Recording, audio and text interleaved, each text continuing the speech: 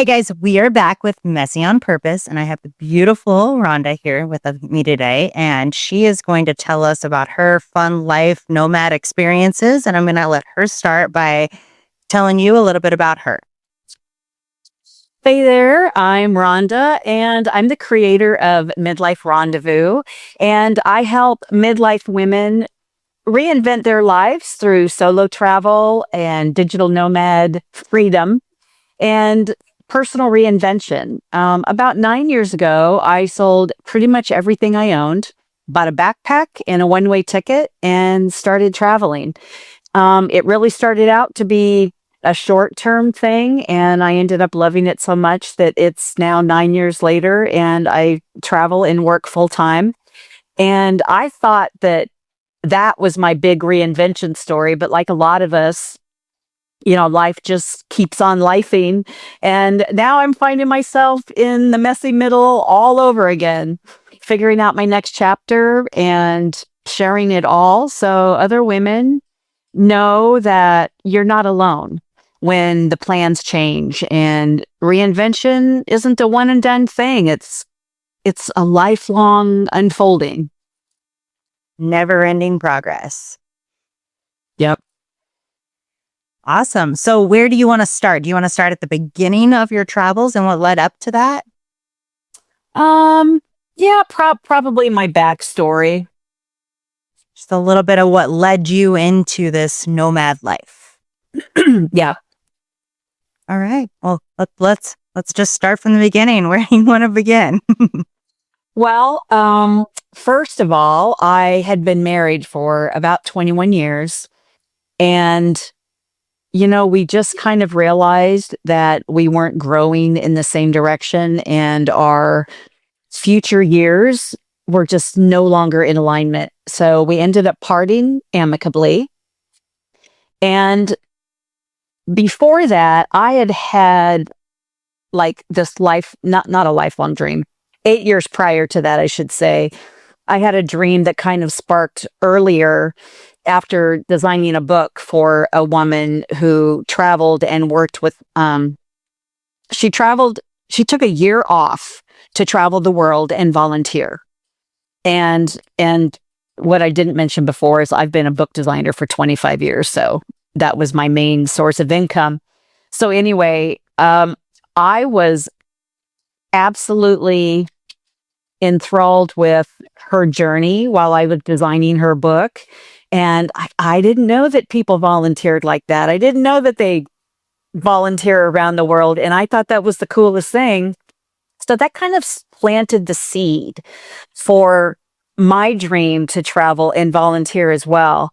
And so it was after, we decided that our marriage wasn't going to work. My husband and I, we parted ways amicably, as I mentioned before. And I ended up selling. Oh, What is that? Okay, so apparently Amber Alerts aren't included when you have your phone on silent and do not disturb. very interesting.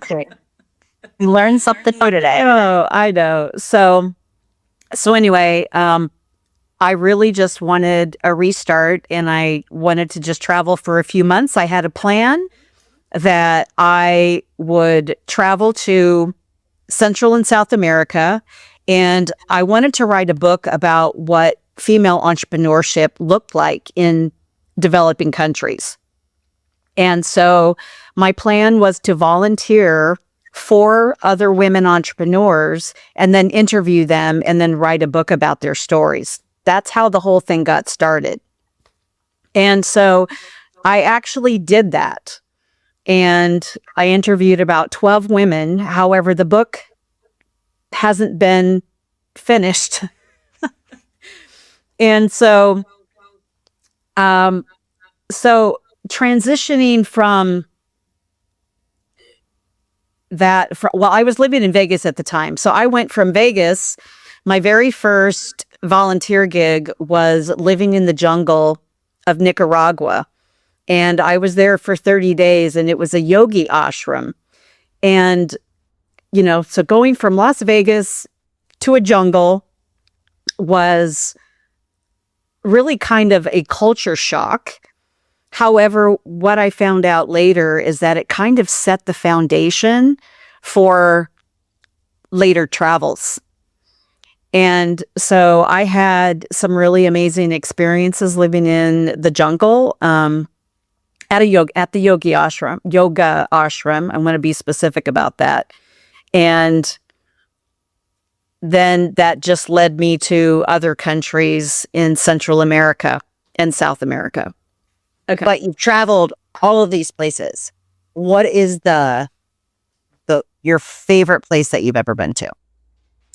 So before I traveled to Europe last year, Colombia has been my all-time favorite throughout Central and South America, without a doubt. And what's the reason behind that? Oh, there were so many reasons. First of all, I was in Medellin, and they call it the city of eternal spring. And so it's like a day. It's like the weather is like a day in May, every single day of the year. And they have rainy seasons for a month or so in the spring and the fall. But other than that, like, it's just calm temperatures. You don't have extreme storms. You don't have tornadoes because they're in a valley. And the people were so kind, and it's so beautiful. I'm an avid hiker, so I did a lot of hiking. I would join hiking groups that would take us deep into the woods in the back country of Colombia. It's so beautiful. The food, I didn't keep returning for the food because they don't have a lot of flavor. Like, they like their food a little on the bland side, so they don't have like spicy food. And this is the funny misconception I had. I thought I was going to Colombia to eat the best tacos and burritos and enchiladas ever. And then I got there and they're like, "We're not Mexico. This is Colombia." I was like, fair enough. So I was really green when I first started traveling. Like, I had never been out of the country by myself before. I didn't speak Spanish. I didn't know anything about anything, really. I just knew that I had a vision and a dream, and I just decided to dive in head first and then figure it out later, which is actually kind of how the whole journey started when I got the nerve to buy my ticket. And so it's been a learning experience the entire way. What was the most intimidating part of, traveling outside of the United States, not knowing other languages? Like, what was the most scary part going into that? Yeah. Oddly enough, it wasn't safety. I wasn't concerned for my safety, even though that's the number one concern for women traveling abroad is safety. That would be my thought. Yeah, it is. And clearly I wasn't afraid. I sold everything and bought a ticket, and it was like, okay, I'm jumping in. My biggest intimidation was the language barrier, because I didn't understand the language, and I was constantly finding myself in situations that I wasn't prepared for. And case in point, when I arrived, so I left Las Vegas and flew to Costa Rica. And then from there, the next morning, I boarded a bus to Nicaragua. Well, I had a taxi take me to the bus station. And there was a whole series of events that took place even before that. So the taxi driver was late in picking me up, first of all. Secondly, he dropped me off at the wrong place. I said bus station, and he took me someplace else. And then on the way to the bus station, he hit a car. And I was mortified. I was already pressed for time, and he just kind of looked around, got out of his car, looked around, jumped back in, and just drove away. I was like, oh, okay. So, so I got to the bus station, and then when I arrived, the lady at the ticket counter told me that there was no bus going to Nicaragua that day. And I had already had a ticket. Like, I was panicking because I didn't speak Spanish. And so I would, that was probably my first experience of like complete overwhelm. And the first time I said, what the hell am I doing? Like, what do I think I'm doing traveling to a foreign country where I don't even speak the language? And so I was sitting on a bench trying to figure out what I was going to do. And I was visibly shaken. And this man came over, and a local, and he spoke in English, and he says, "Can I help you?" And I was like confused for a minute, because I was like, wait a minute, I understood him. And so I told him what was going on, and his English was broken. But I understood him enough, and he understood me enough. And so he went to the counter, got everything sorted out. I was at the right bus station. There is a bus coming, but what she was trying to convey to me is that it's going to show up on a different side of the building that wasn't in my view. Oh. And so he went over to the security guard and pointed at me and explained to him the situation. And he came back over to me and he goes, okay, I have talked to the security guard. He is going to make sure that you get on the bus, that your luggage all gets on the bus, and you will be fine. Do not worry. And that was such a sense of relief.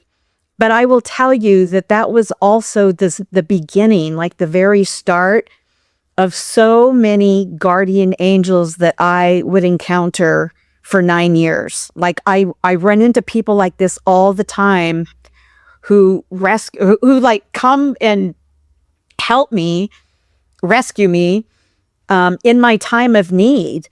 And I have since called them my guardian angels, because that's who they are to me. Like it's the belief, knowing that I will find a solution. You know, like I think that first situation, most people probably would have went, and I'm out of here. I'm going back to the country I came from, and we'll just call it good. I'm not built that way. I was like, no, we're going to figure this out. And you did. And I did. And can I tell one more quick story? Oh, yeah. Yeah. So I finally got on the bus, the right bus, and we got to the Nicaraguan border. And I had my tickets. I had already pre-purchased everything, so I didn't have any concerns about needing any more money. And because the Airbnb host, I found out, only accepted cash. And so I was not able to charge for my room with a card. So I ended up having to give up the majority of my cash to the Airbnb host. So, and he's like, you'll find it. Oh, that's what it was. The driver took me to an ATM. The taxi driver took me to an ATM. It didn't work.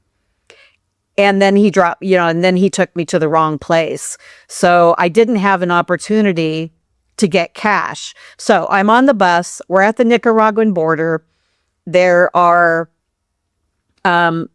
assistants with the bus driver. They're coming and they're collecting money from everyone on the bus. And he comes up to me and I was like, oh, I already have my ticket. I've already paid for everything. I'm good. And he, of course, said something to me that I didn't understand. And so someone understood and spoke a little bit of English, and they're like, no, there's an additional fee. And I was like, no, I have a ticket. So they had armed guards that came onto the bus and escorted me off, would not let me take my bags, and they flanked me. There were two on each side. I had no idea what was happening. They told me to that I could only bring my purse. They would not let me bring my backpack. I did not know what was happening. And then they escorted me behind this big, tall brick wall. So I was now out of sight of anybody on the bus. And I was crying at this point because I was like, I don't know what's happening to me. They walked me over to this concrete podium looking thing that was like an ATM. And so they let me pull out $20. And I think the fee was like $11 or $12. And so they then walked me over to the ticket counter and I gave them my $20 bill and they kept the change. He wouldn't give me my change back. I didn't care. I was like, okay, I'm paid. Can I get back on the bus now? It was terrifying, absolutely terrifying. Oh my gosh, I can't imagine, like, especially not knowing what's going on and they're just taking you somewhere. Exactly. Exactly. I was like, oh, what's next? Oh yeah. That's the scary thing. Like, I haven't left the country, and like that's one of the things that intimidates me is like I don't know the laws and regulations in these other countries, and it's like so easy to do something wrong because we have so much freedom here, you know. And then you go other places, and like they don't play. Nope. Nope. And you know, when you're in Central America, like their security guards, they're armed with very large rifles and guns everywhere, even at banks, at grocery stores, in the malls. And That's we're not used scary. we're not used to seeing that in the US. No, not at all. I mean, you never see that. And if you see that, you're like, wait, what is going on? Exactly. Oh, Exactly. wow. That's crazy. So out of like all of these experiences and, you know, getting in situations because of the language barrier, Yeah. out of all these guardian angels that you had along the way, are there any that you keep in touch with? There are a few actually because they ended up becoming good friends, and one of them is a doctor from Colombia because I had broken my toe. I was hiking and I had to cross a river and I slipped on a boulder and my foot got lodged between two river rocks at the bottom of the riverbed. And so when I got back to Medellin, I got on to, because the very first thing I do when I enter a new city is I start looking for community. Like, who can I reach out to? You know, are there meetups? Are there digital nomads? Like, I start looking for people to connect with. And so I asked one of the groups that I belonged to in Medellin. It was a women entrepreneurs group, and they recommended this, that I call this doctor. And so I did. And she's like, come down to the hospital, come to this side door, don't go through the main entrance. And so she ended up taking me through the back door and having one of the doctors on call x-ray my foot. I got medication and I didn't pay more than $30 for all of that. She's like, wow, I want to do this for you. I know you're in a bind and you've been hurt and we need to get you fixed. So I am grateful for people like that in my life. But yeah, there are a few people that I do stay connected with. That's super cool. That's a crazy story too. Jeez, you probably have an endless amount of crazy stories. I have many. So, talking about crazy stories. All right, what's the craziest situation that you've been in? So, like, those are both like obviously very extreme, but I'm sure you have something that's like, wow. I mean, the most extreme were when I first started traveling, honestly. And I mean, I have so many times I've gotten on the wrong bus or I've gotten on the wrong train or I've gotten on the right train going in the wrong direction. And I've had to figure out all of this on my own. I would say one of the scariest situations was I was in Peru and I was down in Puno because I was spending like a week and a half visiting the islands on Lake Titicaca. Beautiful place, highly recommend it. And so I was in this really small town and I had this book project. I mean, this is just kind of a side note. I had this book project, the Wi-Fi sucked. I had to leave. So I got the only bus that was leaving to go to Arequipa. And we got on the bus and we were probably halfway there and there was an earthquake. And so the bus had to pull over, but tremors kept coming. And so then what they decided was that we had to turn around and go a completely different route. So we were halfway there, could not pass the road because it was so dangerous. Turned around, had to go all the way up through Cusco and then back down. It was insane. So my 3-hour bus ride turned into a 13-hour bus ride with no Wi-Fi, no electricity, no way to charge my phone. And it was like their buses aren't like super luxury. So even though I paid for the upgrade, they make a lot of stops and the buses are just full of locals, really, not a lot of travelers. So that was pretty scary, knowing that I was driving through an earthquake. Well, that's a long time to be on a bus. Oh, it was. Yeah, it was a very long time. Did you, on that trip, did you make any like connections, like anyone that spoke English that you could associate with? There were a few people who spoke English on the bus, broken, but it did help me pass the time. And, I always take advantage of those, getting those Spanish lessons, so they would, because by then I had started taking Spanish. So I was learning Spanish. Being in Central America taught me right away. Like after I left the jungle in Nicaragua, the very next thing I did was I went to Granada, Nicaragua, and I enrolled in a Spanish school. And I lived there for 2 weeks so that I could learn Spanish and communicate, because it just became very clear that when you're in these smaller towns, you don't have locals who speak English in most cases. So I've had to learn Spanish in order to communicate. Did you use like Google Translate or anything like that? I do now, because I haven't been back to the Spanish speaking countries in a while, at least in Central and South America.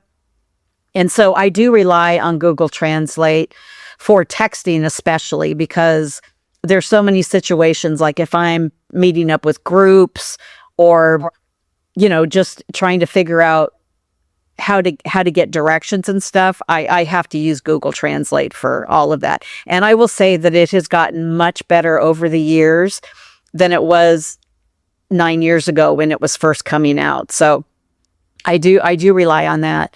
And I also practice with Duolingo. I'm not as good at that as I should be, but it has helped me quite a bit. So I don't know any Spanish, no whatsoever. Like we go into little Mexican like taco place or something, I have to have my husband tell him no onion. Like that's how bad it is. I took French, no idea why I took French. I have no plans to go to France, but that's what I said. But my husband's actually used that Duolingo app, and he says that it's super beneficial. It is. It's really helpful, and you can go back to it anytime. Like I lost my daily streak a while ago when I came back to the U.S. and that was the thing that I should have kept doing. Like, when you come back to the U.S., you're back in your native language. Like the people that I hang out with, they're not Spanish speakers, and so I had no reason to practice or communicate. And then, but I learn my lesson every time I go back to Mexico or Spain or So I do have to brush up when Well, I it's not like travel back to those countries. it's not like front of mind when you're here, right? Like, does everyone speak English? Like, it's very rare in a situation where you're like, I don't know what's going on. So like you're like, Exactly. why would I think to do that? And then you get back into that situation, you're like, well, crap, I could have been spending the last month doing this. Right. I know. I know. As I'm on a plane back to Spain going, I probably should have brushed up on my Spanish. But there are, like in some of these bigger countries, there are a lot of people, you can find a lot of people that speak English. And even though they really do appreciate it if you speak their language, they're tolerant, I guess, for those who don't. But the appreciation does go a long way if you make an effort to follow their customs and, speak their language. Even if you're chopping it up, they appreciate that you're trying. So that's one thing that I've learned and that I really try to respectfully, follow when I'm traveling. Which makes sense, right? It's more of a respect thing. You're coming to their country. Yeah. Like we expect the same thing when people come here, like speak English. It's not any different. Exactly. Go to Spain, you should speak Spanish. Right. Exactly. Let's see. Let's see. Where should we take this? I was like, I don't want to keep you in this section so long. I feel like I could ask you a million travel questions. Right. So maybe we can start with why. Why did I choose the digital nomad life? Yeah, maybe why you chose the digital nomad life and why you went the places that you went versus like other places, yes, right? Because it sounds like you spent a lot of like in Spanish speaking type countries. Like why you chose that versus going to like Japan or Thailand or something like that. Right. Well, I traveled to Latin American countries. First of all, I was just drawn to them, and I don't really have a better explanation than that. Because I didn't go because I thought I was going to be safer. That's certainly not the case because I've been attacked, and it was a terrifying experience. And fortunately, I haven't had many incidents after that. But for whatever reason, I was drawn to Latin America, and that's where I wanted to start. And so I was probably about 3 months into my journey. I had only planned on being gone for a few months. And because I was divorced and decided to sell everything, I really just wanted a fresh start. I didn't know what that looked like. I had the desire for freedom and growth and just living life on my terms. And I wanted to bring a dream to fruition that I'd had since I was a child. Like I've always wanted to travel. So, wanting to explore the world and experience different cultures and maybe prove that reinvention in life it's not just for the young. And I know that I was going across the grain for all that, because society has certain expectations for us, right? Especially as we're older. I mean, I started this life when I was 53, and at 53, you're supposed to be slowing down, not ramping up, right? And you're still ramping up. And I'm still ramping up. I was 3 months into it, and I had friends who were taking care of my dog. I had a mini Australian Shepherd. His name is Jax. And I had friends who knew I was going on this trip, and they came to me and they're like, we would love to take care of Jax while you're gone, because they have a border collie. And so a perfect fit, right? So I was about 6 months into my trip, and I was volunteering at a hostel in Quito, Ecuador. And the owner had to go back to her home country. I believe she was from Canada, to do a bunch of paperwork. So she was going to be gone for a whole month. So I ran her hostel for a month. And when she got back, I was packing and getting ready to leave. And the friends who were taking care of my dog they were like, hey, you've been gone a while. The dogs have really bonded, and we know that you're on your way back soon. And we're going to have to find a companion for their dog, Jamie. And I was like, we need to have a conversation. And I had already known in my heart that this was the life for me. Like, I felt like I found my life's purpose, that I was meant to travel. And because I couldn't get enough of it, and it changed everything about me. It was so transformative for me. And so I remember getting on a video call with them, and I was just sobbing. Like, I just couldn't even stop crying. And they were like, are you okay? Is everything all right? And I was like, I'm not coming back. I can't. Like, this is my life. That I love this. I love this life so much.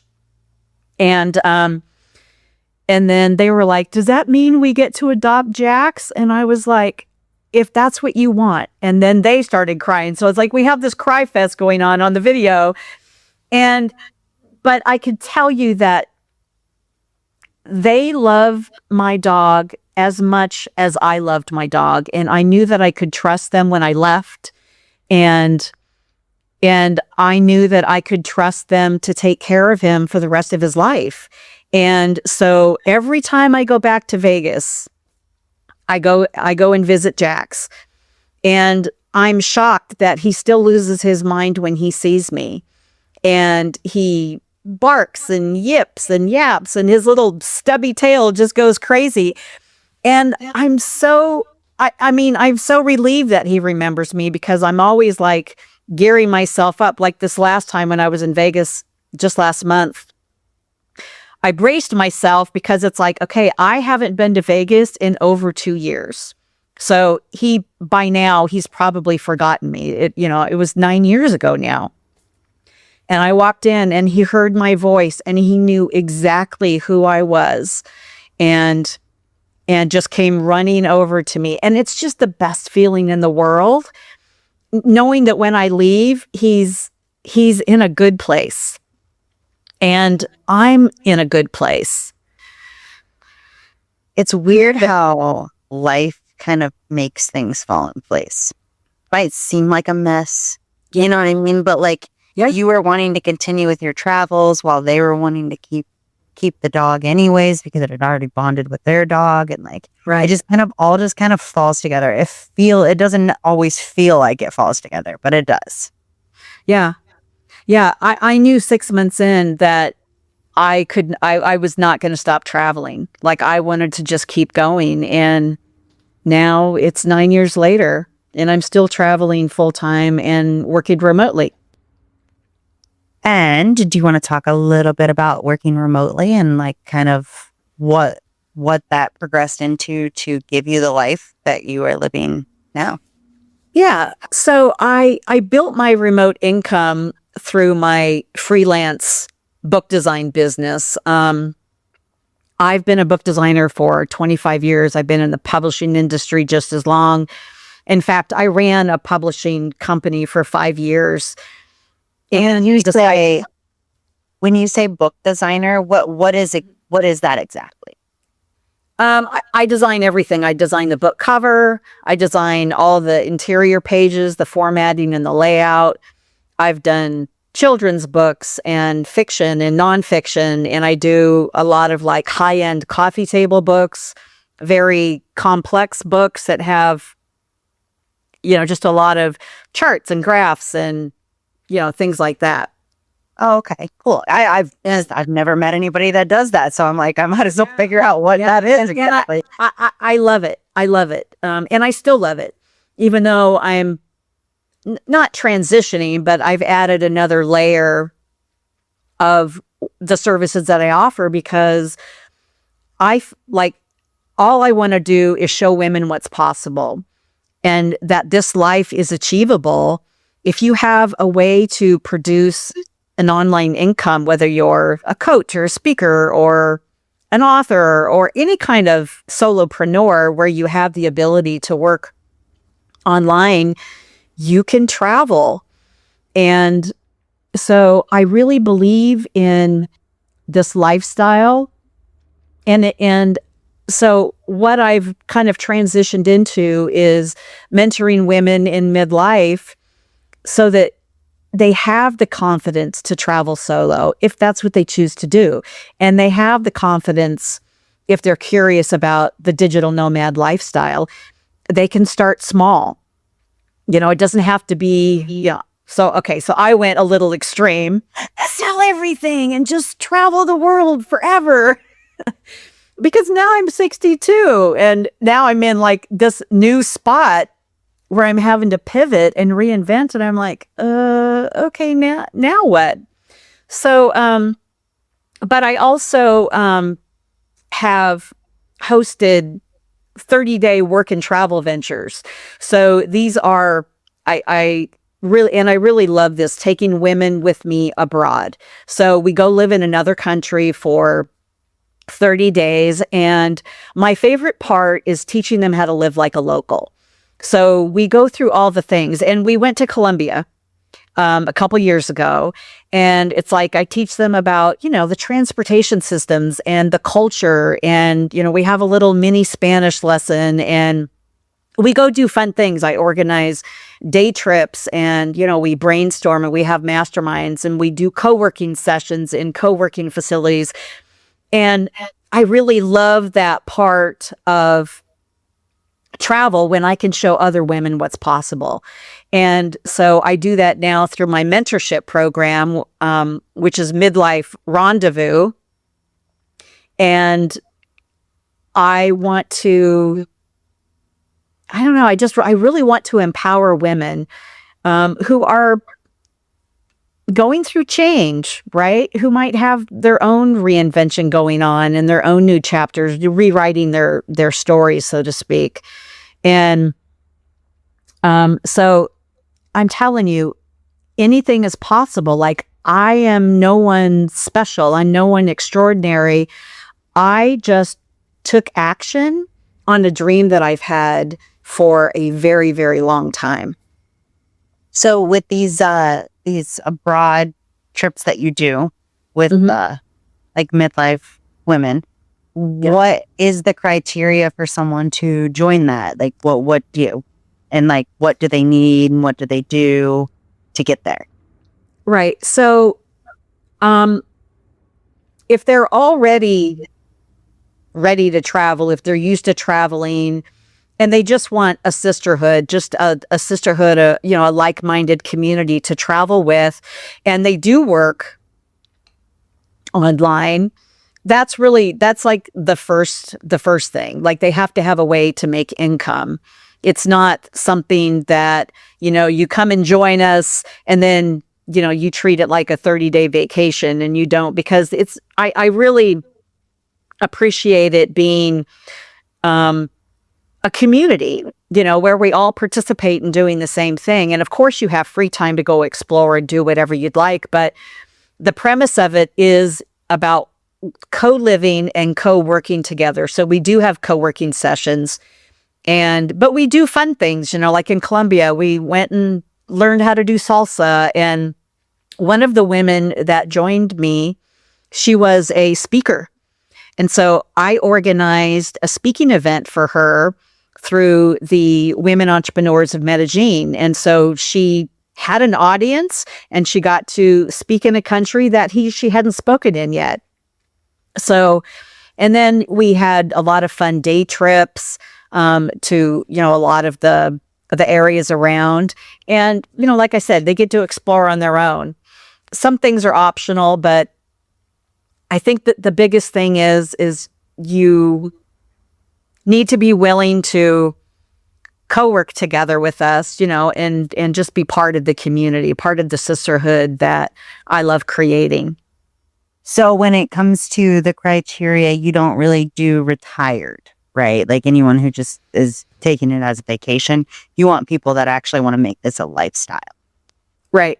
Right. Well, or just want to try it on for size. If they don't want to go alone, if they don't want to figure it out on their own. And then that's also why I have the mentorship program in place is because it's 12 weeks of learning how to live this lifestyle for as short or as long as you want to.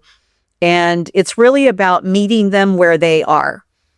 So whether you have never traveled before, but you want to try it, or you have traveled before, but you're not quite sure about, being gone that long by yourself. Like I meet them where they are. And I feel like that's really important to do so that it's not a cookie cutter program. And then at the end of the program, they get a 6-month roadmap that literally maps out their next steps for wherever they are on their journey. Or it could be a 3-month roadmap or a 6-month roadmap. It really just depends on where they are, whether they're first starting out or ready to take off by the program ends. And it's an opportunity for them to experience solo travel and working abroad. So when it comes to these trips, how do you choose where you go? Well, right now I'm choosing the places that I haven't been to. So because otherwise I would just keep going back to all the places. Although I will say that I do choose places that I've been to before because I like to get really acquainted with the community so that I know what to expect more than they do. You know what I mean? Yeah. But if I do go to a country that I haven't been to before, then I will go typically 1 or 2 months ahead of time and then just kind of do a reconnaissance. So I get very acquainted with what is around, what's available, co-working, and I get all that set up. So, but the next trip, we are thinking about Bali for 2026 and also Italy for 2026. I hadn't been to Bali, but I've been to Italy. I was just going to ask that. Yeah. I mean, if I'm not stretching myself outside of my comfort zone by traveling to these new countries, like I want to lead by example. And it can be terrifying sometimes going into a country where you don't know the language. So I don't have a goal to travel to every country, but I do have a goal to explore every continent. And so far I have traveled or explored 4 of those continents.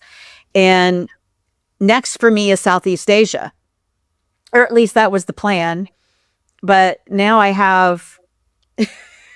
I'm in the middle. I'm in the middle of a messy middle. So it sounds like we can navigate to the messy middle and start talking about that. Yeah. Yeah, this would be a good time. So after 9 years abroad, I came back to the US. So I was living, I actually spent the last year and a half in Europe.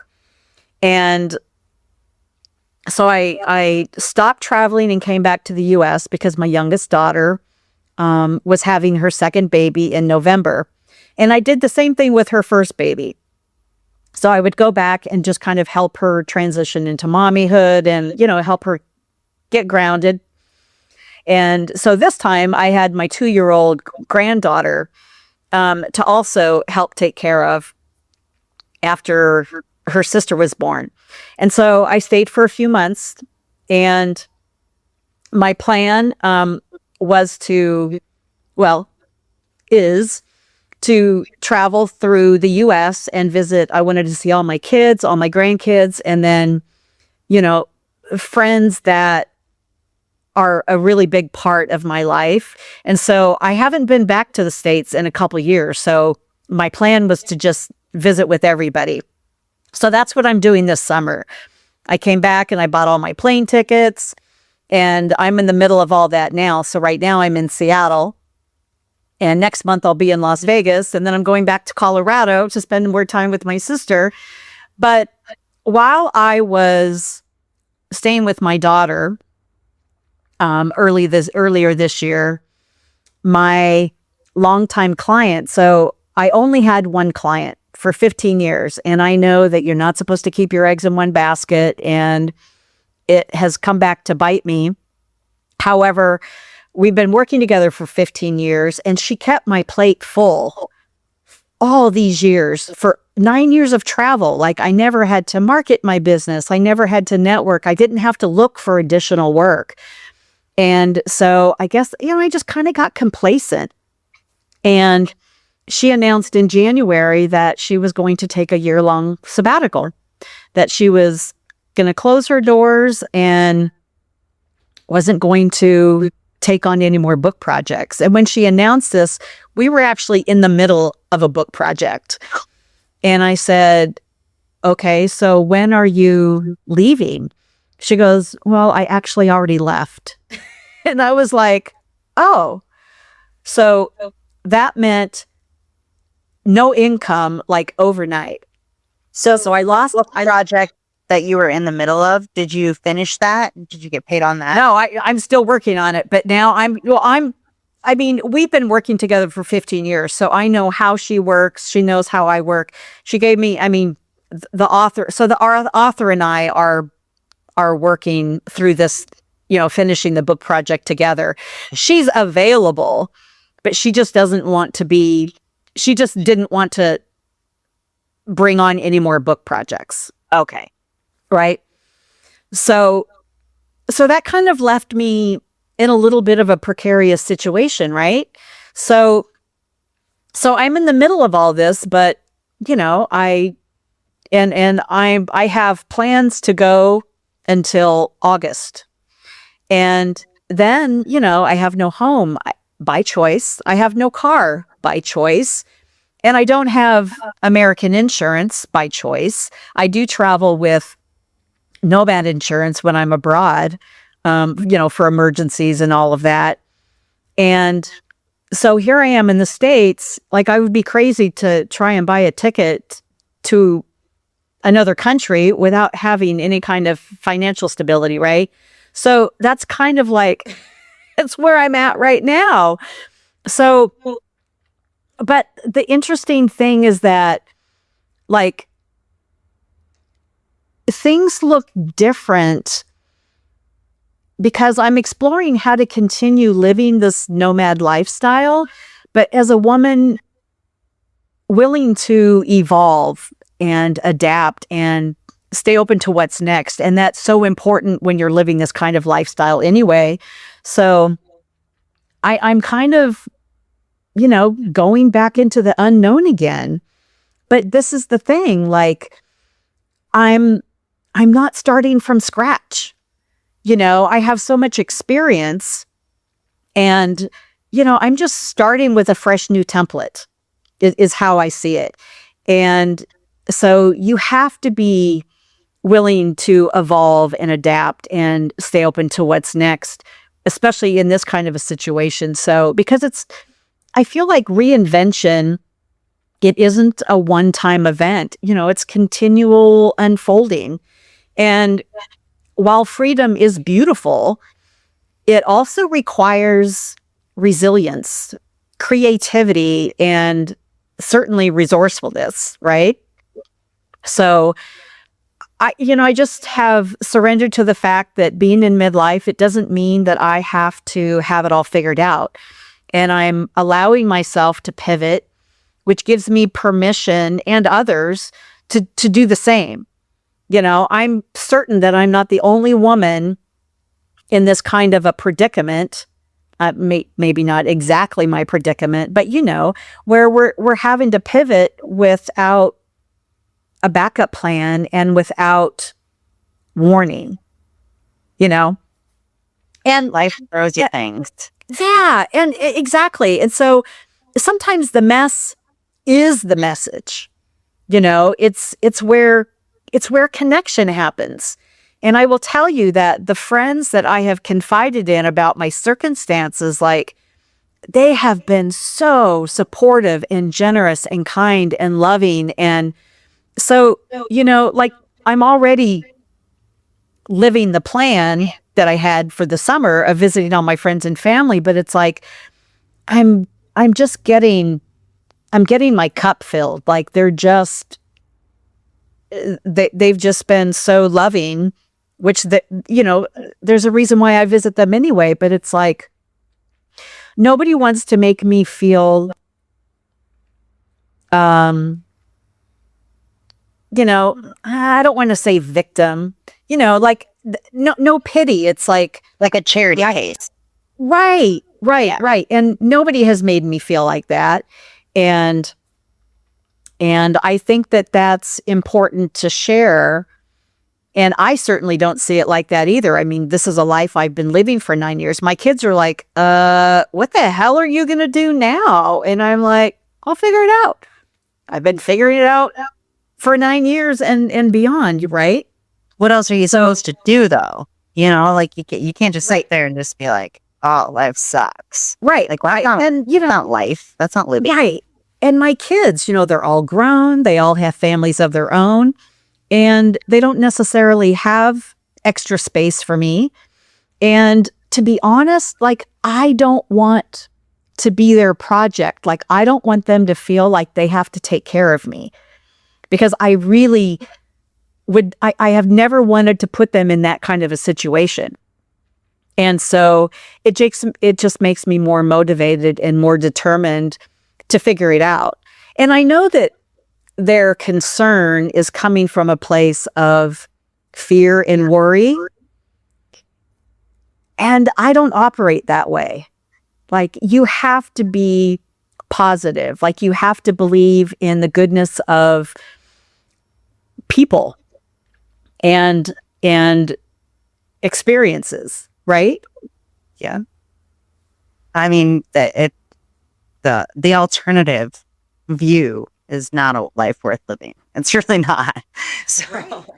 So what is your plan? Like, what have you figured out how you're going to maneuver this, and like what you're going to do to kind of, are you going to stay with like book editing or sorry, book design? Or are you pivoting more into this mentorship? Like, what is the direction you want to go? Interesting you should ask me that, because what does every woman who's in the middle of a crisis and having to pivot, what do? They launch a YouTube channel. I was like, no, I've been living this life for 9 years, and I haven't really, I have shared photos and videos of my journey and my experiences and things like that on social media, but I haven't really shared the messy side of this life. And like, I'm kind of at a place, especially now, that I want to be really transparent. Not that I want to be seen as a victim or a charity case, but I want them to see how this is evolving, because I know I'm going to rise. Like, I know that I will figure this out eventually.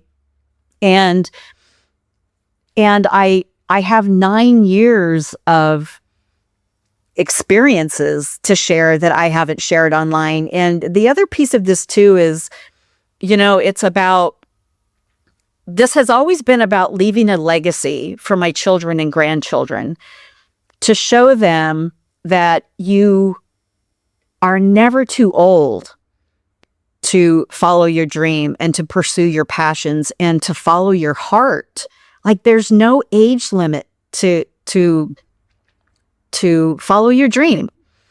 And so, if I can just get that message out to my grandchildren or to anyone else, like, life is too short. And I have, just within the last year, I've probably lost a handful of friends and colleagues that, we lost to circumstances that they couldn't control. And I don't want to play small. I don't want to play small. I want to show up, and I want to honor every dream I have and to continue traveling. Eventually I will want to find a home base, but honestly, I'm not ready to stop moving around. And if I stay in one place for too long, I start getting antsy. It's like, okay, I got to go somewhere. And like, I've been in Seattle for 3 weeks already, and I wanted to extend my time here. So I'm pet sitting. And that's one of the things that I do when I'm traveling is I pet sit for, actually, it's very common in Europe to have pet sitters. Really? But so not only does it, help you with your accommodation expenses or, your budget and your accommodations budget. I was realizing because it can get very lonely. Like traveling for 9 years has been lonely at times. And I will say that I am too much of an extrovert to be alone all the time, which is one of the reasons why I seek community everywhere I go. Like I look for like-minded people to connect with. But the other thing I realized is that I miss being a pet owner. Like I miss my dog and I miss having a dog, and I don't travel with one. And so, I mean, many people do, but that's just not something I want to take on. So it has brought back the, the love, and, you get that unconditional love from cats and dogs. And I don't know, it has really, really helped with my loneliness when I do feel lonely. And I do enjoy my alone time, don't get me wrong, but I realized how much I missed having animals in my life. And so a few years ago, I started pet sitting because of that. That's cool. I didn't even realize that was a big thing in Europe or anywhere. I guess I didn't think about that. Europeans. I just have my neighbors watch my dog.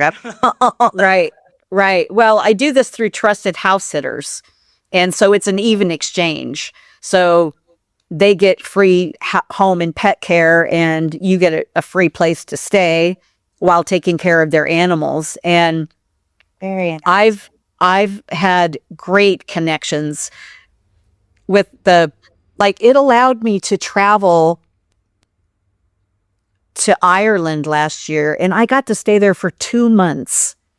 So, and the bonus is that both families, because they were 2 different pet sits for about 3 weeks each, they loaned me their cars. Really? So I got to drive around Ireland, sometimes with a dog in tow, sometimes not. And so it allowed me to be there for 2 whole months. And it's the same, I got to drive through Scotland, and I traveled all over the UK, and I had a pet sit in Portugal and Italy and 2 pet sits in Switzerland. And I just got to go to all these amazing places while pet sitting. And I would say cool. It's really cool, especially when they trust you with their vehicle, right? Yeah. That's a big one. And but I was so surprised of their generosity, and I've just had amazing experiences pet sitting, and some of them I still stay in touch with. I mean, some of the dogs, I will admit, I cry when I leave because I get so attached to them. And but that's all part of it, I guess, right? Yeah, that's really cool. I never even knew that was a thing. So is that something you talk about in your mentor program too, that opportunity to kind of help with the budgeting for living abroad? Yeah, I mean, there are so many ways that you can afford to live abroad, when you're traveling as a digital nomad in addition to work, because if you think about it, I'm living in these beautiful homes, I've got Wi-Fi, I have a comfortable bed to sleep in, and I get to explore the area, walking the dogs, driving around. And it's very, very popular in Europe, just as much as it is here in the US. And every now and then you might see something pop up in Asia and, Greece and Eastern Europe. But for the most part, it's the UK area. Okay.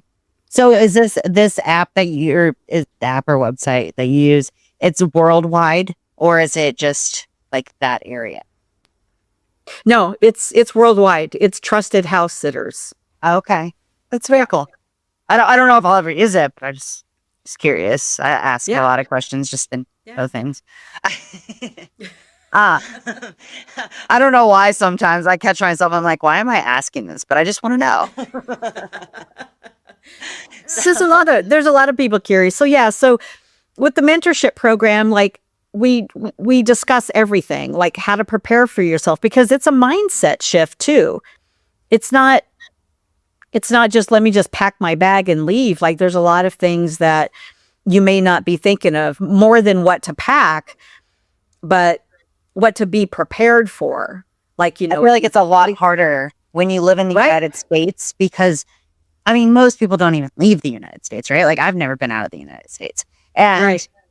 going to Florida from Vegas is not that big of a deal, right? Like, pack, backpack, you're fine. Like, it's not like you need a bunch of stuff. You don't need to prepare. There's no weird laws or anything that you're going to break because you're in the United States.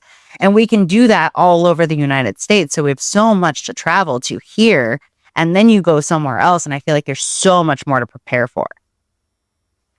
Yeah, and there is. And you know, the truth about that is that, like, sometimes you're going to end up in a situation that you can't fix right away. Like, you know, you have to make sure that you have a stable computer.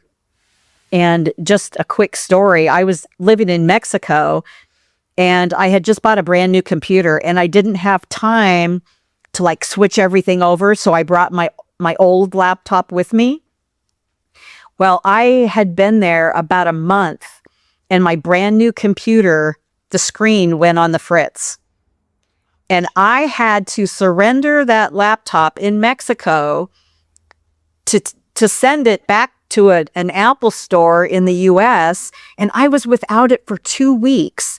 If I hadn't had that backup laptop, I don't know what I would have done. Like, I would have had to fly back to the US, or like, I didn't know what I was going to do. Because you can't work without it. No, I can't do anything without my laptop. And it's the same thing with a phone. You know, I travel with an extra phone because, you know, theft happens. Things drop in the water, like things break. And so there's things that you need to be prepared for, you know, like if medications, and most people don't realize that there are solutions because, you know, some people are like, well, who's going to water my plants? Who's going to check my mail? Who's going to mow my lawn?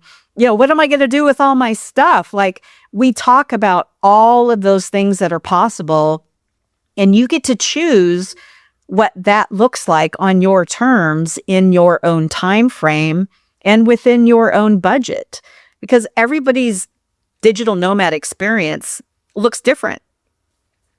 So, well, everyone starts from a different point. Everyone, yeah, which is point. Yeah, and that's exactly why I meet them where they are, because it's not a cookie cutter process. I do like health and fitness coaching, and it's the same thing. You have to meet somebody kind of where they're at. So I kind of get what you're saying. Like, it's not a one size fits all, and I don't feel like any coaching should be. If it's cookie cutter and it's a one size fits all, it's probably not good coaching, right? It's not good mentorship. Right. So I do feel like that is the only way to give people real value. Right. Right. And, you know, another thing I want to touch on about that's really important is I get a lot of pushback still from family who doesn't agree with my lifestyle. They don't understand my lifestyle. And, you know, I feel like they're stuck in those societal, you know, those age barriers where, you know, now that I'm 62, surely I should stop traveling now. Shouldn't I be a traditional mom or a traditional grandmother? I have 6 grandchildren and with 3 kids. And there are solutions to staying connected when you're traveling. And so those are also important things to discuss because, you know, women in midlife who are empty nesters, you know, maybe have just gone through a big loss or a divorce or whatever, they're just ready to do something different. I didn't leave to escape my life. I left to step into the life I always dreamed of. And that dream keeps evolving. Like what I dreamed about 9 years ago is different than what I'm dreaming about now. But the lifestyle is supporting me to bring those dreams to life, right? And like a lot of people don't understand because they look at life at such a narrow point of view. Right. Right. They're looking through that narrow lens. So they just don't get it. I told you that I grew up in the Midwest and like, I call it a Me too. sink. Yeah. So you understand like there's like a sinkhole there, right? That they just can't get out of. It's just like, that's all they see. And if you do anything outside of that, it's kind of weird and it's strange. And why would you do that? And and you can explain it, but it doesn't matter. Like they just can't wrap their head around what you're doing. But very few people have passports. Oh, and if I feel like if you're coming from the Midwest, in the land of casseroles and Jell-O salad, they probably don't understand why you would even leave the country, let alone the state. Right. Yeah. Like most people, most people in the Midwest haven't even been on a plane. Right. Right. It's like, oh, we'll just drive there. Yeah. And not very far. Maybe to Florida. Exactly. Exactly. Yeah. So, this life can just give you so much freedom, this lifestyle, I'll say. But freedom doesn't mean the absence of challenges. It means having the confidence to navigate them on your own terms, right? Because you can achieve whatever you believe you can achieve, right? But it does require action. Yeah, I lost connections with people that I really cared about, and I think that some of that was because when you're comfortable in your home, in your town, and you have your girlfriends and you meet every week for coffee and you talk about your dreams and what you would love to do and where you would love to go.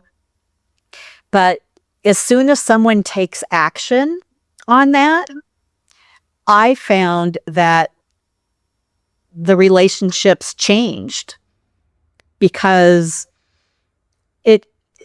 they don't always understand why you would do that, because they're not ready to take the step. Right. Usually, or they're scared or intimidated or insecurities. Right. Well, it gives them an opportunity to look at themselves, and not everybody is prepared to do that. And I will say, like, what catapulted me into action is, realizing and coming to the agreement with my ex-husband that we would be better off as friends, right? Like our future was just not in alignment. And so when I was living in Vegas, I was at a mastermind meeting that we would go to every 2 weeks. And so I went to this mastermind this one day, and there was a whole group of us sitting around the table. And so I was like, you know what? I'm just going to tell everybody what my dream is, because for 8 years, I hadn't been able to bring it to fruition because I thought I had to have every detail figured out. I thought I had to know where I was going and have all my flights. And like I had to have the entire plan. That's like completed. The biggest roadblock most people hit. Yep. Perfection. And so I brought all of this to the mastermind. I was like, okay, I have been trying to bring this dream to fruition for 8 years. I want to travel. I want to travel abroad. I want to interview women in Latin America and volunteer.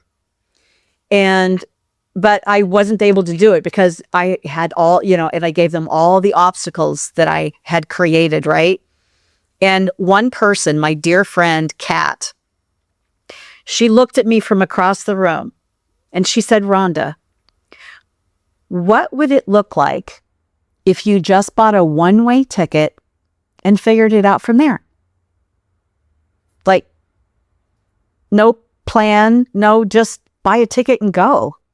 And that was a life-changing moment for me. And I swear I heard like angels singing or something, because I was just like, oh my God, could it really be that easy? Could it be that easy? And by the time I went to the next mastermind meeting, I had purchased a one-way ticket to Costa Rica, and I had my first volunteer gig accepted and planned. I had no idea what I was doing next, but that was my first step. And I will tell you that in 39 days, I had everything I owned sold or donated, and I was on a plane to Costa Rica. 39 days from that moment. So talk about taking action. Like that one question that my friend asked me changed everything for me. Like I didn't even realize that I could just do it little steps at a time, because I already was working remotely. I already had ways to earn an income. So that wasn't the challenge. Which that's most of what people need to figure out. Most people have to figure that out. If you already have it, that's even easier. Right.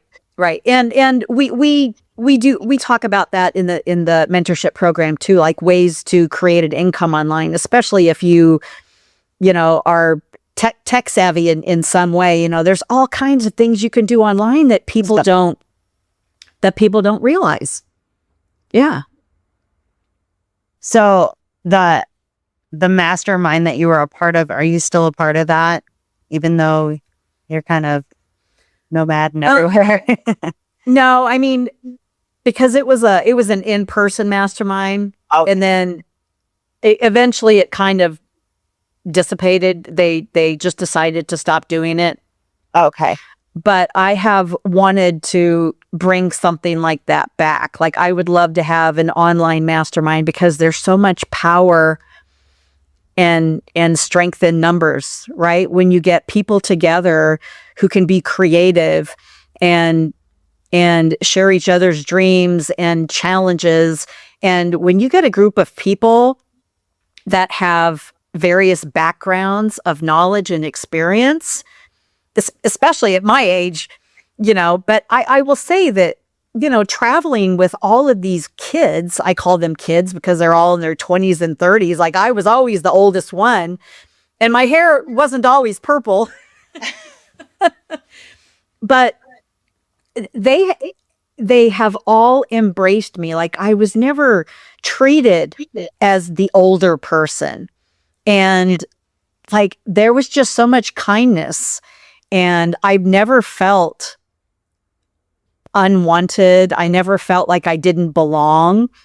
And travelers they're just a different breed, especially when they're digital nomads, because they all value their freedom and the flexibility, right?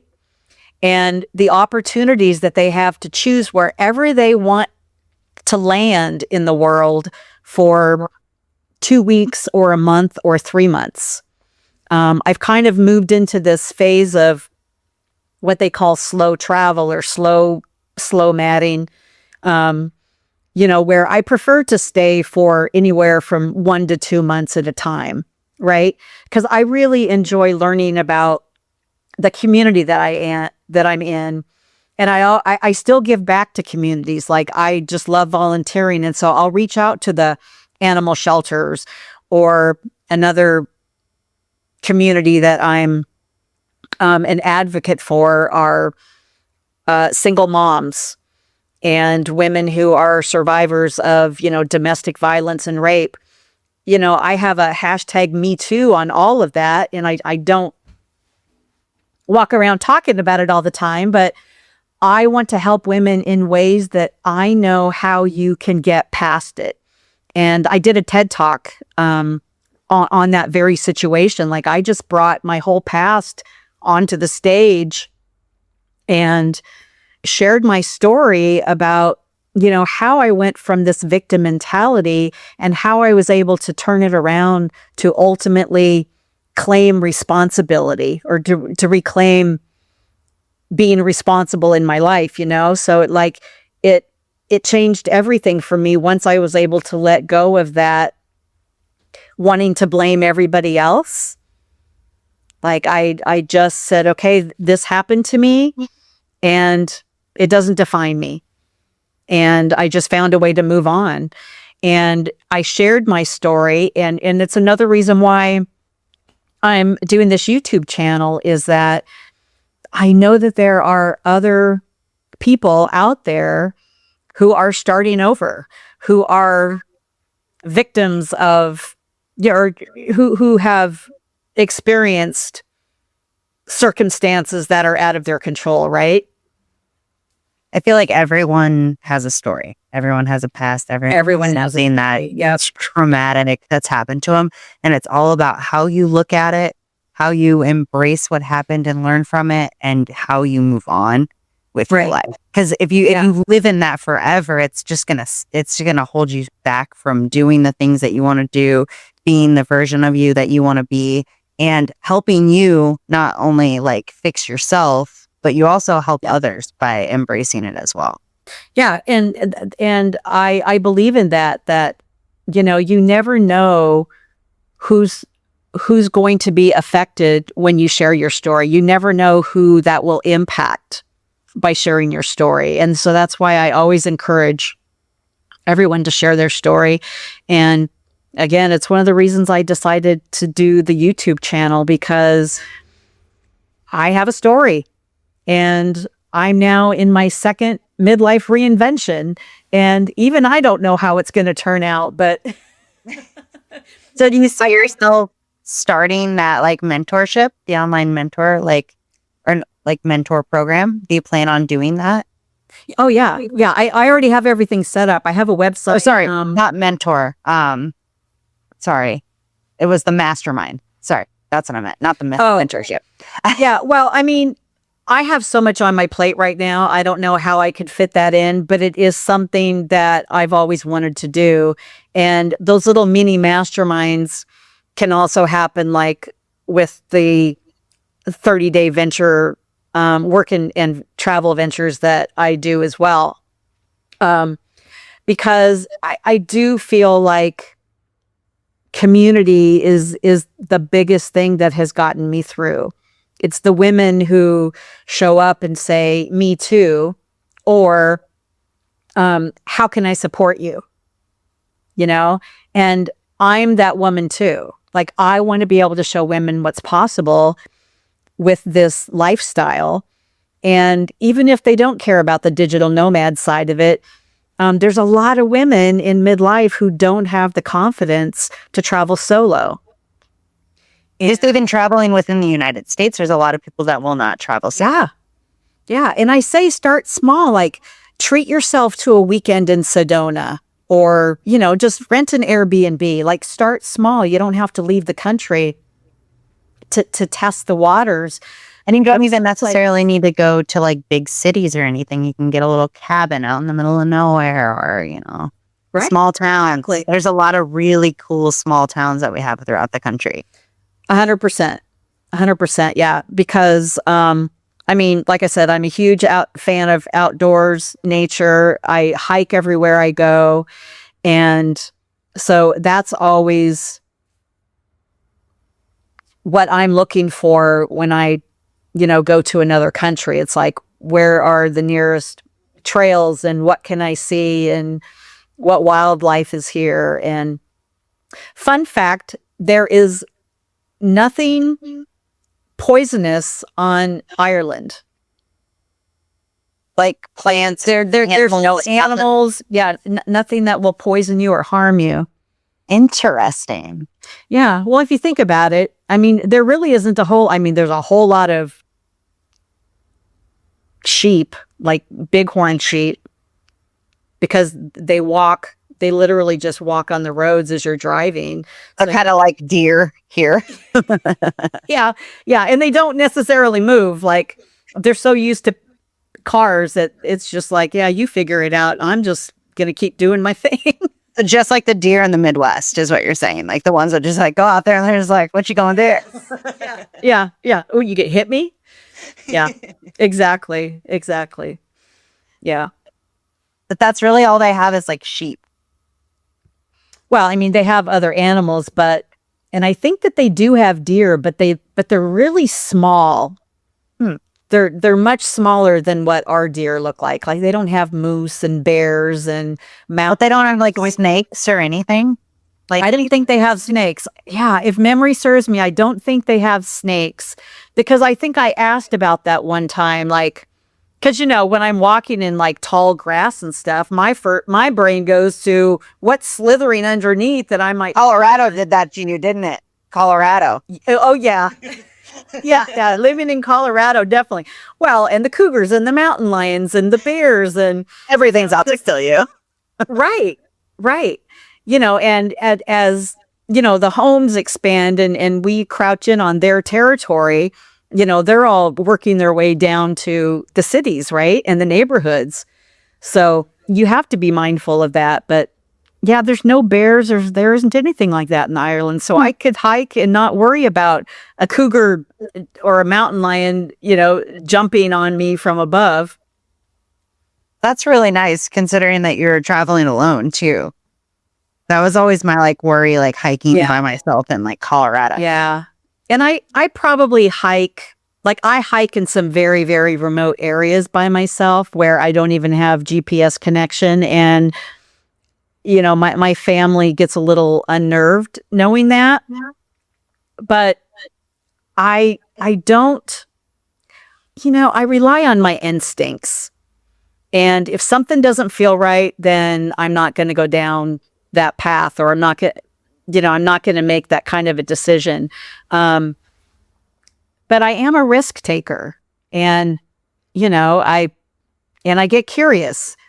So I am going to go down. I'm not going to like scale a big, mountain that's rocky, because I have hurt myself before. Not, like when I was hiking and I broke my toe, but you have to be mindful of those things. But safety is my priority. And I might do a lot of adventurous things like ziplining upside down across a canyon in Ecuador, which was really, really fun. But when my kids saw that, they thought I had lost my mind. And, I've been paragliding in Colombia, and like, I love the adrenaline. I love the high adrenaline activities. And so those are the things I seek out. And hiking alone is one of them. I mean, you don't always have a hiking buddy, right? I mean, if I find one, of course I will, but you wouldn't get very far if you just waited for somebody to travel with you or hike with you or go anywhere with you, Yeah, I mean, you're traveling alone. That's expected, right? So you knew what you're getting into. What is like the coolest like outdoor experience that you've had in all your travels? I will say that, well, Machu Picchu was one of the most epic experiences that I've had. However, my trip to Ireland last year was just incredible. And I had like 10 days between the two pet sits that I had. So I rented a car and I started in Dublin and I drove all the way up through Northern Ireland and went all the way to the west side of Ireland and drove down the entire Wild Atlantic Way from the top of Ireland all the way down to the bottom on the west side. And it's a huge popular driving route. And I was just so blown away by the beauty. It was like the epic road trip of a lifetime. And being able to experience that, and see the cliffs of Moher and, going down to Cork. And it was just beautiful. It was so beautiful. So I'd have to say that right now that has turned into my favorite. So far, right? Because you're not so far. Yeah, because I haven't been to Southeast Asia yet. That's next. that. I definitely want. There's a lot of like Asian countries that I just want to go to. Yeah. Yeah. When I go to Southeast Asia, I plan on being there for at least a year, just traveling to all The food. different countries. Food. Yeah. Yeah. Right. Yeah. What is It's like actually? That's a good Thailand. question. What is the best place you've been for food? This is going to sound so cliche, but Italy, like Mexican and Italian are my top two favorite foods. And I learned a long time ago that real Mexican food is only in Mexico. But my next favorite is Italian, and nobody does Italian food better than Italy. And I will tell you, don't ever, ever, ever even suggest or ask or hint about pineapple on a pizza. Okay, don't do it. Don't do it. I actually don't like pineapple, so I would never do that. Oh, well, my favorite is pepperoni and pineapple and jalapenos. You got that Spicy, sweet. savory, spicy, sweet. Like I love that. And but I was warned before I asked, don't ever they're like pineapple does not belong on pizza, and it's an absolute sin to be asked. Like they just take huge offense to that. To put That is a place that I do want to try food.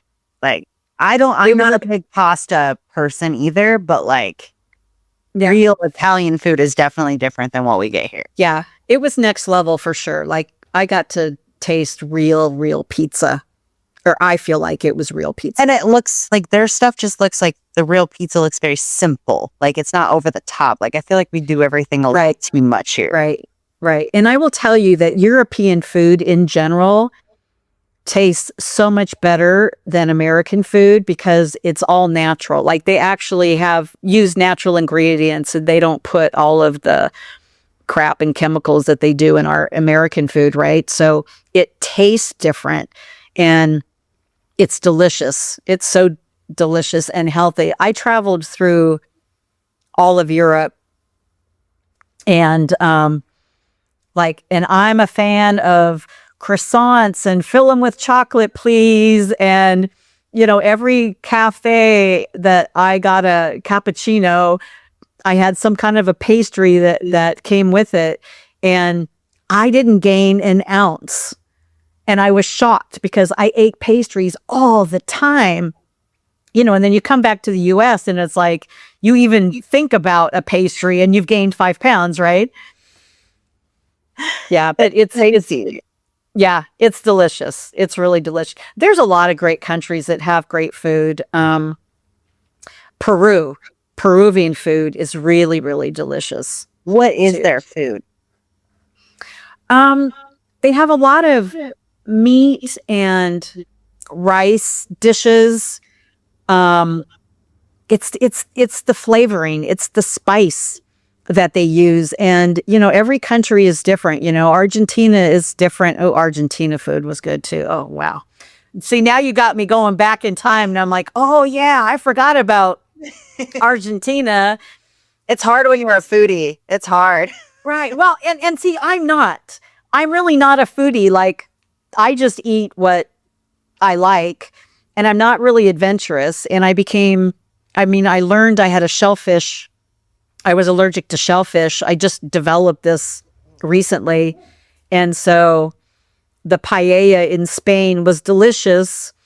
But I learned that I can't eat shellfish anymore. And, like the food in Portugal was delicious. Like I would have to say my least favorite overall was the food in the UK.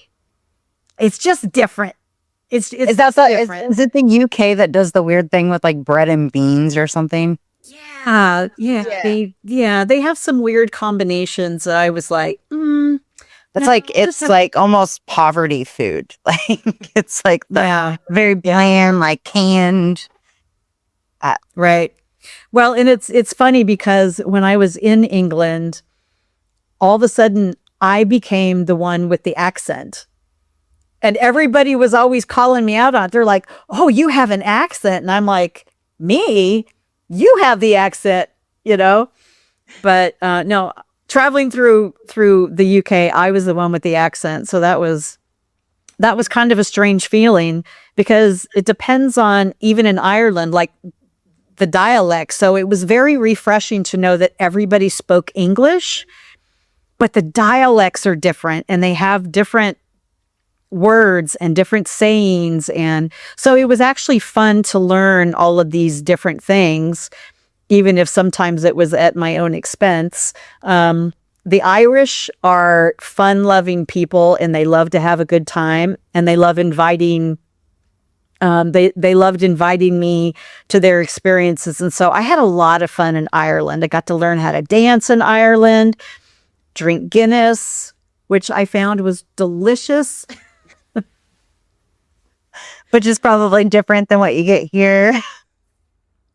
It's not the same. Yeah. And they even told me that because once it's exported, it takes on a different, I don't know if it's the processing or the travel, or I don't know what it is exactly. The altitude, and then I don't know. Yeah. It's a number of factors, but they said that true Guinness you can only get in Ireland.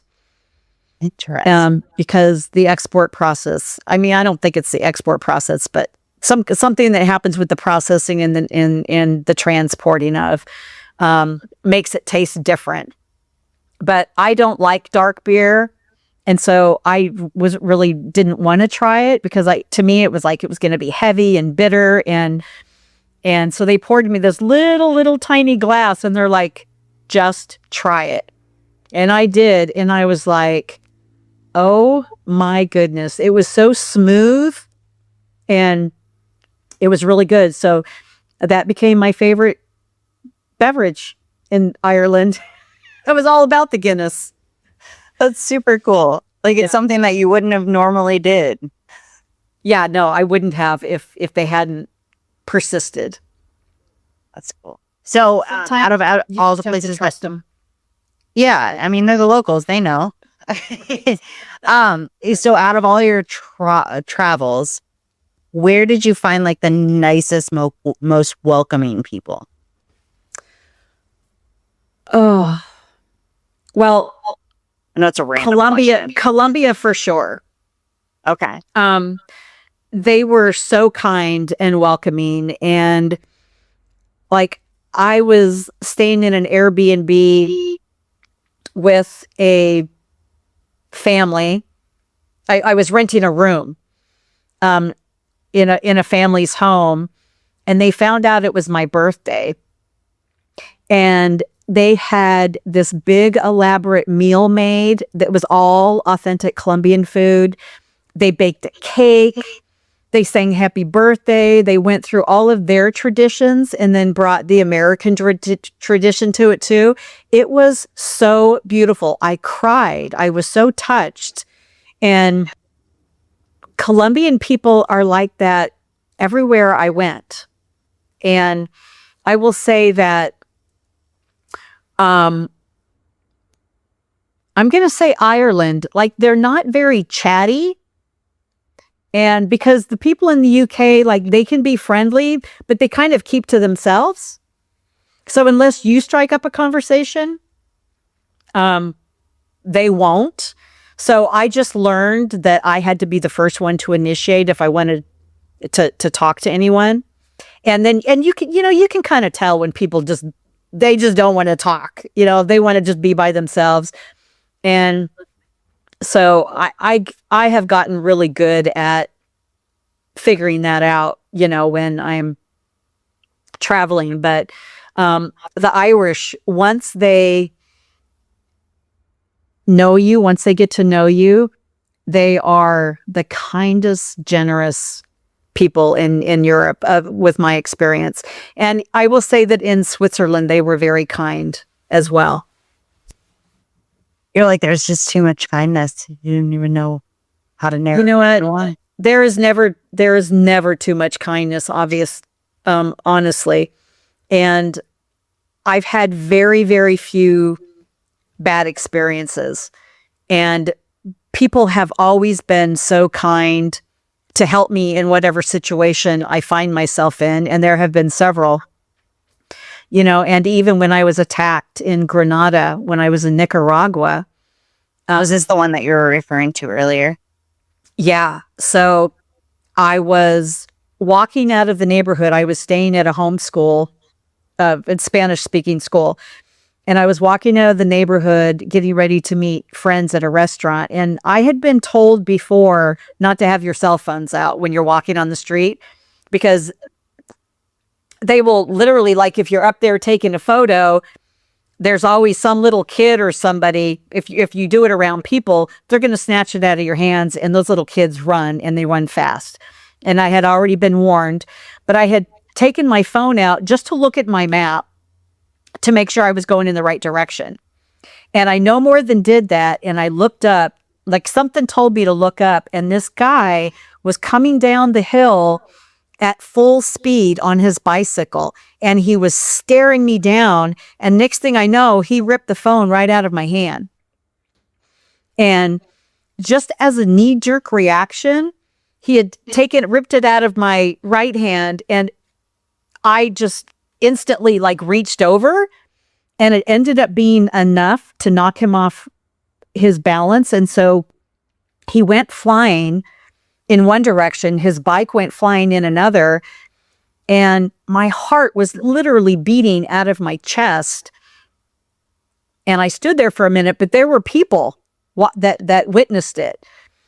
And so he's laying in the middle of the street, and he is all banged up, and they start admonishing him, like they were yelling at him, calling him stupid, and so I walked over, and my phone was laying right next to him, and I walked over and picked up my phone, and it was a mixture of being terrified and raging mad.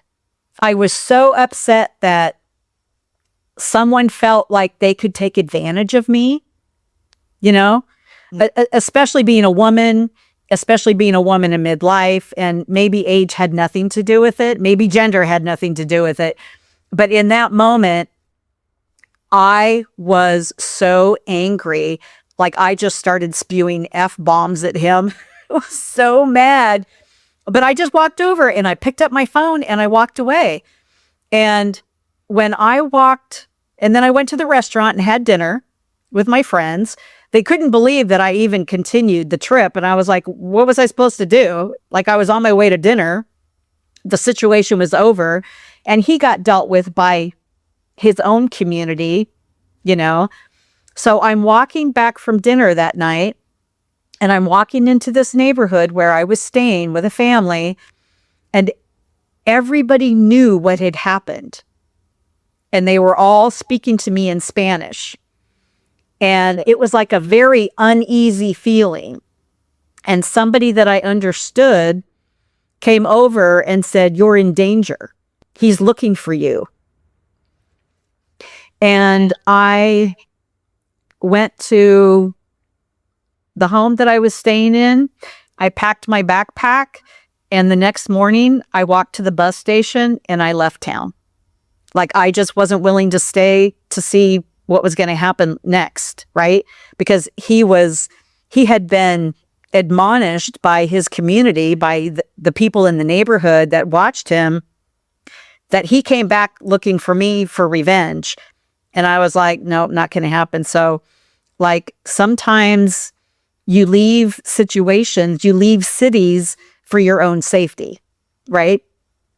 Yeah. And that was the one and only time that anything like that ever happened to me. And I have felt very safe traveling to countries like Nicaragua and, Colombia and Mexico, like all the places that people say you should be afraid to travel to. Like, it's not true. Now, if you put yourself in a dangerous situation, that's different. But for the most part, it's safe to travel to most countries. Well, what's crazy is you used to live here in Vegas, right? Mm-hmm. And it's dangerous here if you come here and you get messed up and you're, doing whatever, and now you're blacked out, ended up in a motel room and robbed, you know what I mean? Or dead even. Exactly. Like there's things that happen within our country. It's just like anywhere else. If you put yourself in that situation, right, getting obliviated and like drunk or whatever, like it's like it's easy, it can happen. If you're aware, it's less likely to happen. Right. Well, and if you find yourself in a country that has political unrest, like Argentina in Buenos Aires, they have a lot of protests. And it usually has nothing to do with anything other than just what's happening in their own country, and I will say the same thing happened in Colombia. But you have to be smart, and you have to, like I said before, safety is my number one priority. And if something doesn't feel right, I pack up and leave. Like, I'm not going to risk my health, my safety, my security. And, I mean, sometimes you just have to make hard decisions like that. Yeah, I mean, it's just being aware and listening to your gut. Yeah, 100%. But you know what? Some of these countries are safer than some of the streets in our own cities. The bigger metropolitan cities. You walk down an alley in Las Vegas, or, a bad side street in Chicago or New York, you're facing more danger there than I think I would have ever faced in Colombia, in the places that I chose to stay. Like, I'm not going to go venture out into neighborhoods that I know are not safe. Yeah, so it's no different than being in here, right? Like, I'm not going to go to a sketchy area of town just to hang out and walk down the street. Like, just not going to do that. So why would I do that in a different country? Yeah, exactly.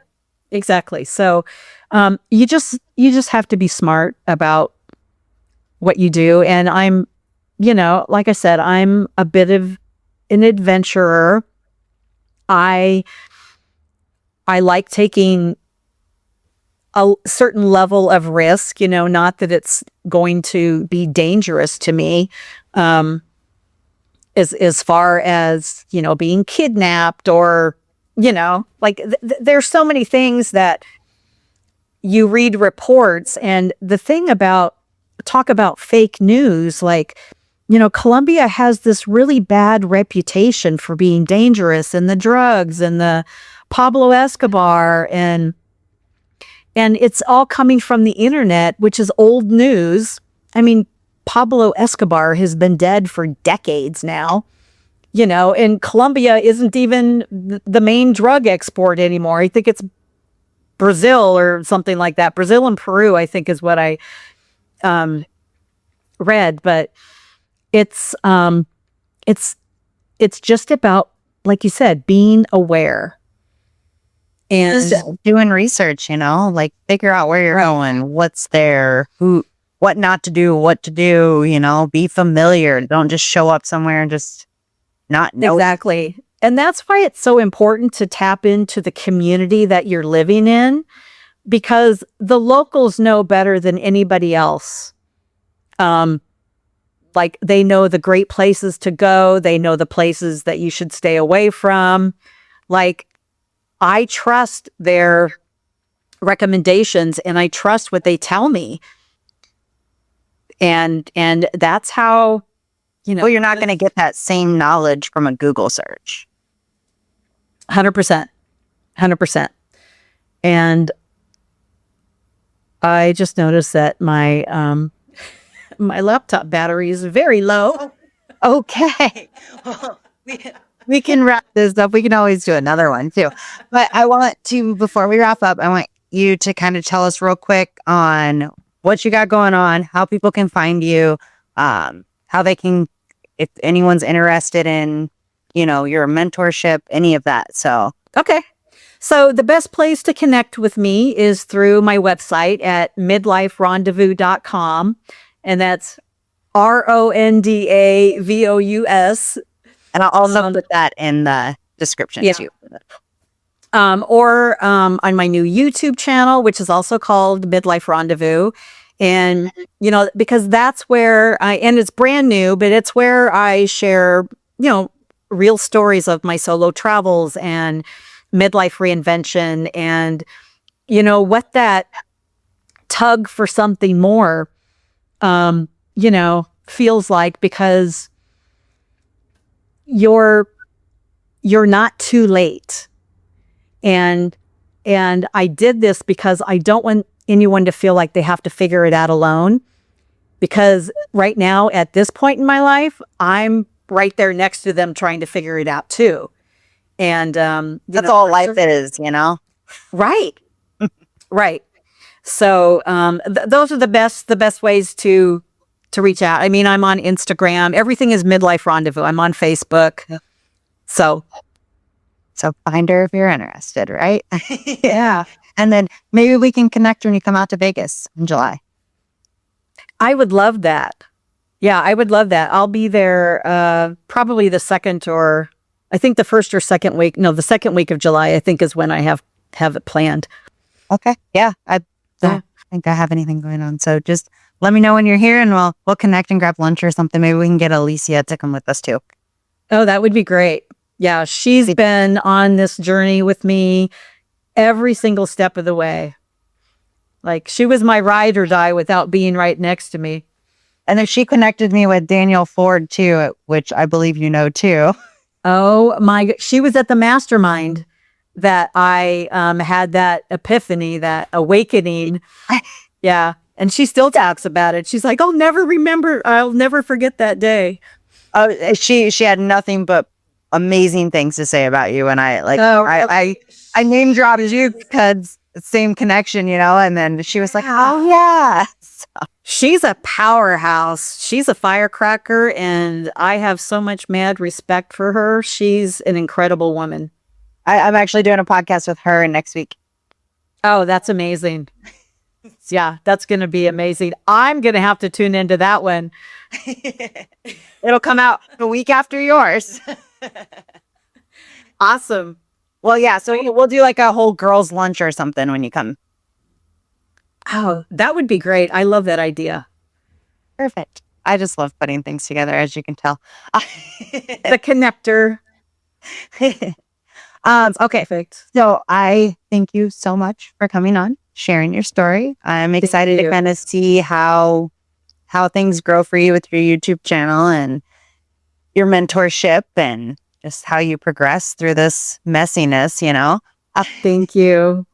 And I'm excited too. Well, until next time. Bye, guys.